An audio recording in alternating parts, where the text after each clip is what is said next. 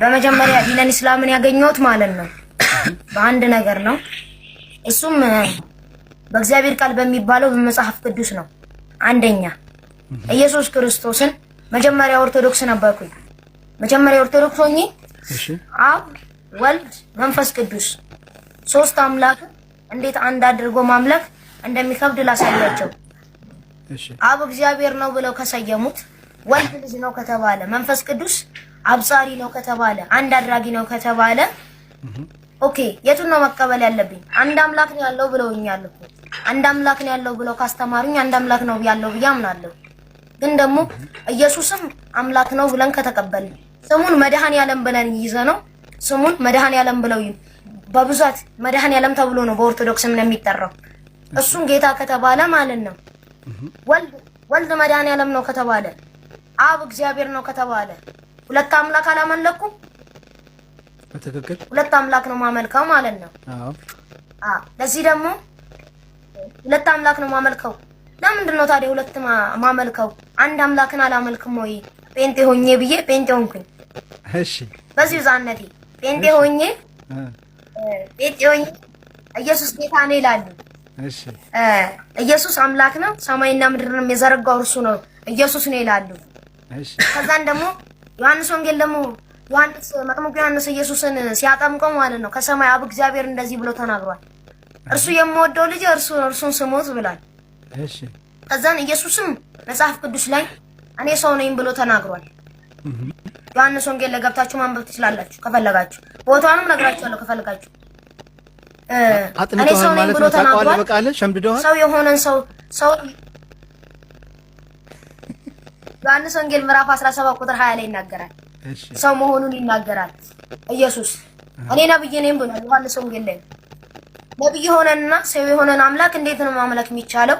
አንደኛ ነገር በብዛት ደግሞ ከባይብል ውስጥ የሁሉንም እምነት ስናየው ደግሞ አምላካቸው ወይ ሁለት ያረጉታል ወይ ሶስት ያረጉታል ወይ ደግሞ አራት ወይ በቃ አላ እንዲህ ድብልቅልቁን ያወጡታል። ነው መሆን የለበትም። ከባይብል ከትክክለኛው ባይብል ደግሞ ብንረዳ አንደኛ አምላክ ያልሆነውን አምላክ ነው ማለት አንችልም። ለምን? አንድ አምላክ ነው ያለው በሰማይም ያለ ከአርሽ ሁሉ በላያት ያለና የነበረ የሚኖርም ለዘላለም። በዲነል እስላም ብንመጣ ደግሞ ቁርአን ይናገራል ቁሉ አላሁ ሰመድ ለም የሊድ ወለም ዩለድ ወለም የኩን ለሁ ኩፉወን አሐድ። አላህ እኮ ቢጤም የለውም ሸሪክም የለውም፣ ከምንም ፈላጊ አይደለም፣ አይወልድም አይወለድም። ለእርሱ አንዳች ነገር ቢጤም የለውም ምንም የለውም። እኛ ወደ አላህ ልንጠጋ እንችላለን። አላህ ግን ወደኛ ሊጠጋ ፈጽሞ አይገባውም፣ አይፈልግምም። ለምን?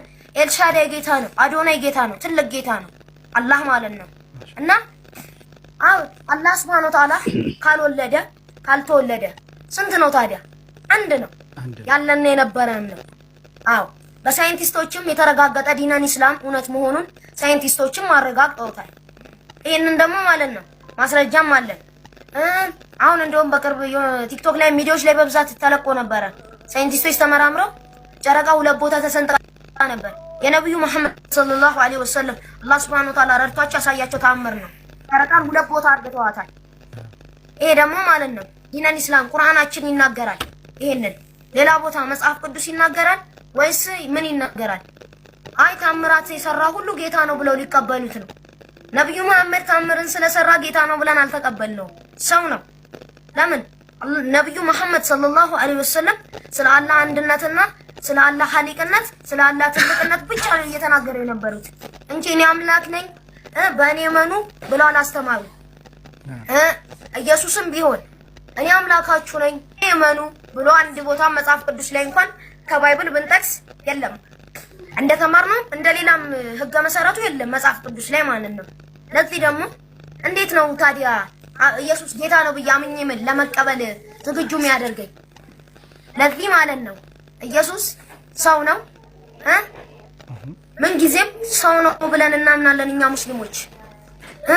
ስለተሰቀለ ነው ስለተቀበረ ነው ሞትንም ድል ስላረገ ነው ብለዋል። እና ኢየሱስ ቁርአናችን ደግሞ እንደሚናገረው ወማ ሰለቡሁ ወማ ቀተሉሁ ወላኪን ሹቢህ ለሁ፣ አልቀበሩትም አልሰቀሉትም አልገረፉትም አስመሰለባቸው ይላል። ኢየሱስን መሳይ ነው የተሰቀለው። ኢየሱስን የመሰለ ኢየሱስ አርጓል በሚሉት ብቻ ነው እኛ ሙስሊሞች ከካፊር ጋር የምንመሳሰለው እንጂ በሌላ ነገር ምንም አንመሳሰልም። የኔ ጌታ እንዴት ሊሞት ይችላል? የኔ አምላክ እንዴትስ እኔን የፈጠረኝ ሰማይና ምድርን የዘረጋ ጌታ እንዴትስ ይሞታል? እንዴትስ ይቀበራል? እንዴትስ ይገረፋል? ላ መሆን የለበትም። ይሄ አይምሮ ማታለል ነው የሚሆነው። ወላሂ ነው መላችሁ። ይሄ አላህ ከአሻንጉሊት ጋር መጃጃል እንደሚበዛው ሁሉ ይሄ ደግሞ ከአይምሮ ጋር መጃጃል ነው የሚሆነው። ለዚህ ደግሞ ማለት ነው እንደኔ ኢየሱስ ጌታ አይደለም ሰው ነው። በዚሁ አጋጣሚ ለነግራችሁ የምወደው ነገር ከባይብል ውስጥም ገብታችሁ ማንበብ ትችላላችሁ።